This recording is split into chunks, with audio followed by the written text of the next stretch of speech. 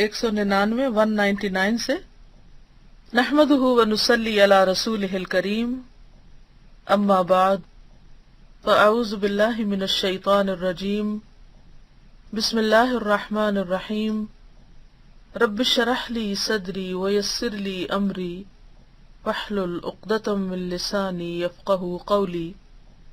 کتاب معروفات و منکرات، بھلائی کا حکم دینا اور برائی سے روکنا، برائی سے روکنے کے مدارج اور اس کے متعلق بعض روایات۔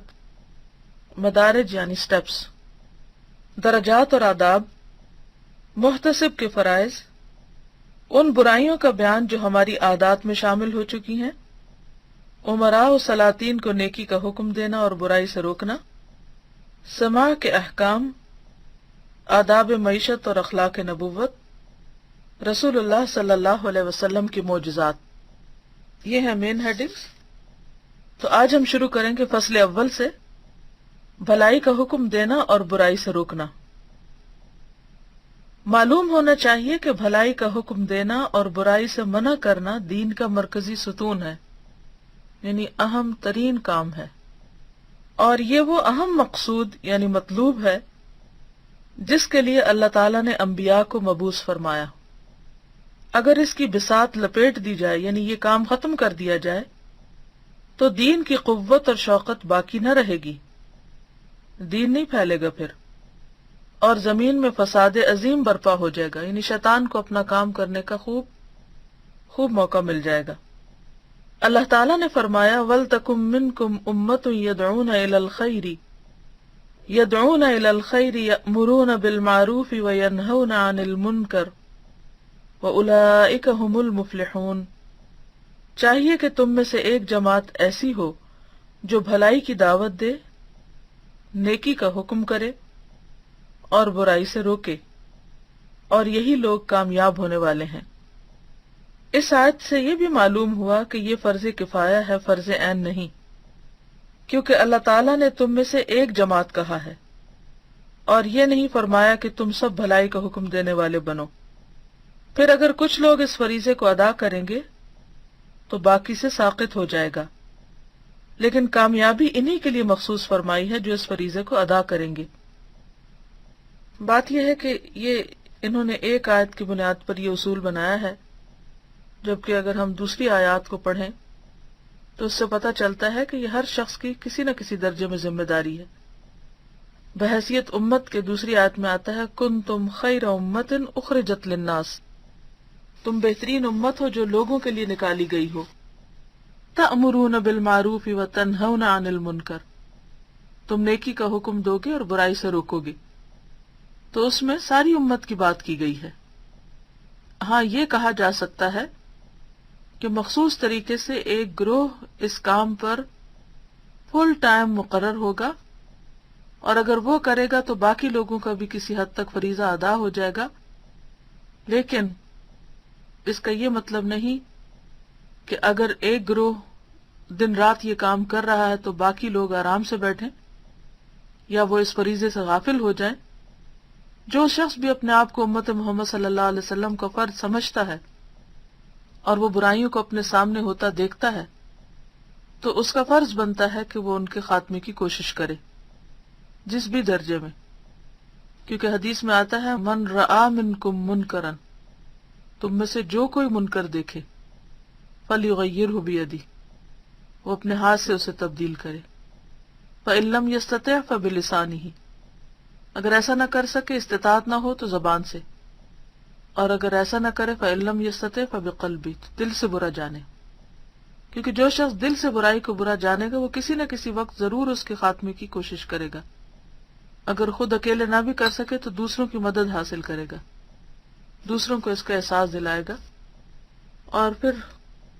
اس حدیث کے مطابق تو جو شخص دل میں بھی برائی کو برا نہ سمجھے اس کے دل میں پھر ایمان ہی باقی نہیں رہتا۔ تو یہ ایک اوپینین ہے کہ یہ فرض عین نہیں، فرض کفایہ ہے۔ امر بالمعروف اور نہی عن المنکر کے متعلق قرآن کریم کی بہت سی آیات ہیں، جیسے کہ ان میں سے ایک میں نے ابھی پڑھ کر سنائی آپ کو۔ حضرت نعمان بن بشیر رضی اللہ عنہ نے کہا میں نے رسول اللہ صلی اللہ علیہ وسلم سے سنا ہے، آپ نے فرمایا، اللہ کی حدود پر قائم رہنے والوں اور مداہنت کرنے والوں کی مثال ایسی ہے، مداہنت کرنے والے یعنی کمزوری دکھانے والے، کہ کچھ لوگ جہاز پر سوار ہوئے، ان میں سے بعض کو نچلے حصے میں جگہ ملی اور بعض کو اوپر کے حصے میں، تو جو نیچے تھے وہ جب پانی لینا چاہتے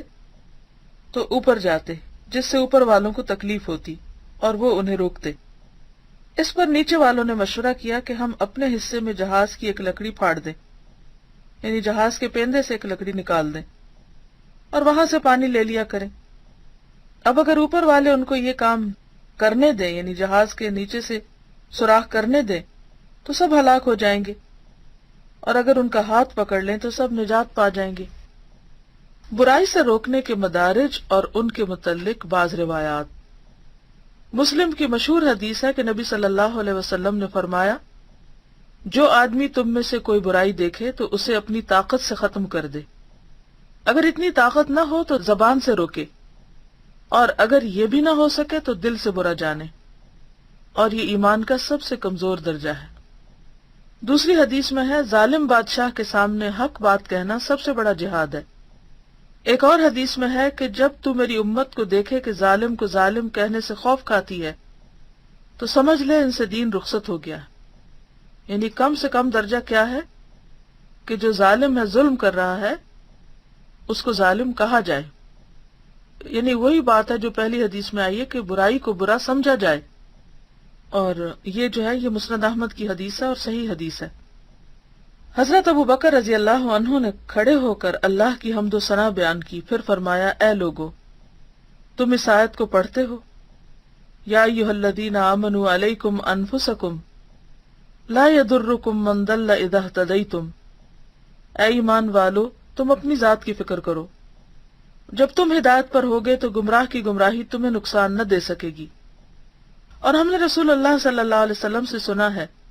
آپ نے فرمایا، لوگ جب برائی ہوتی دیکھیں اور اس کی روک تھام نہ کریں تو قریب ہے اللہ ان سب پر عذاب بھیج دے۔ اور حضور صلی اللہ علیہ وسلم ہی سے مروی ہے کہ آپ نے فرمایا، تم نیکی کا حکم دو گے اور برائی سے روکو گے،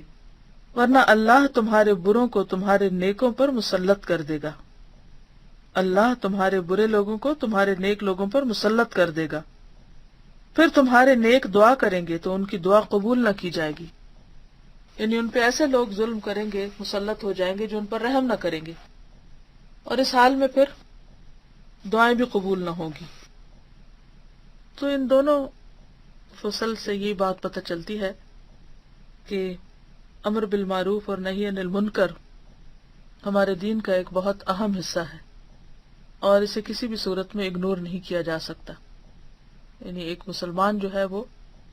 آنکھیں بند کر کے نہیں جی سکتا کہ اس کے سامنے جو کچھ ہوتا رہے وہ دیکھتا رہے، اور اس کے لیے پھر وہ کوئی بھی تدبیر نہ کرے اور سوچے نہ، اور کم سے کم درجے میں اپنے دل میں تکلیف محسوس نہ کرے کہ غلط کو غلط کہے یا غلط سمجھے۔ اس میں آپ دیکھیے کہ چونکہ میڈیا کا دور ہے، اس لیے ورلڈ پالیٹکس میں بہت سے لوگ پڑھ کر اور بڑی بڑی باتوں پر تو تبصرے کرتے ہیں، اور وہ ان میں سے بہت سی چیزیں سنی سنائی ہوتی ہیں، لیکن حیرت ہوتی ہے مجھے ایسے لوگوں پر کہ جو چند مخصوص فگرز کو تو بڑھ چڑھ کر اپنی مجلسوں میں ظالم قرار دیتے ہیں،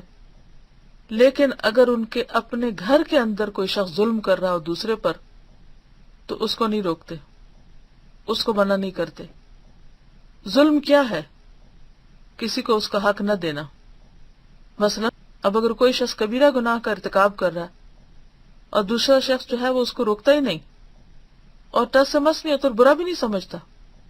یا سمجھتا ہے تو صرف ایک نفرت کی نگاہ سے دیکھ کے آگے چلا جاتا ہے، اصلاح کی کوشش نہیں کرتا، تو وہ بھی جرم کا ارتکاب کر رہا ہے۔ اسی طرح آپ دیکھیے کہ ساس بہو کے رشتے میں بعض اوقات ساس ہماری والدہ ہو سکتی ہیں، اور وہ اپنی بہو پر اگر کوئی ظلم کرتی ہیں تو عموماً لوگ کیا کہتے ہیں، یہ تو ہماری ماں ہے، اور ہماری ماں جو ہے وہ ان کا ادب اور احترام لازم ہے، وہ اگر بھابھی کو کچھ بھی کہتی ہیں تو کوئی بات نہیں، بزرگ ہے نا، بھابھی کو سہ لینا چاہیے۔ تو بات یہ ہے کہ خواہ ماں ظلم کر رہی ہو، ماں کے ادب اور ماں کی اطاعت اس بات سے میں نہیں روکتی کہ ہم ماں کے لیے خیر خواہی نہ کریں۔ کیا ہم چاہیں گے کہ کل ہماری ماں کی پکڑ آخرت میں ہو، خدا کے ہاں وہ مجرم قرار پائے کسی پر ظلم ڈھا کر؟ ہرگز نہیں۔ تو خیر خواہی کس میں ہے کہ پھر ان کو ایسی چیز سے روکا جائے۔ اسی طرح اگر کوئی شوہر اپنی بیوی پہ ظلم کرتا ہے، اس کو اس کا حق نہیں دیتا،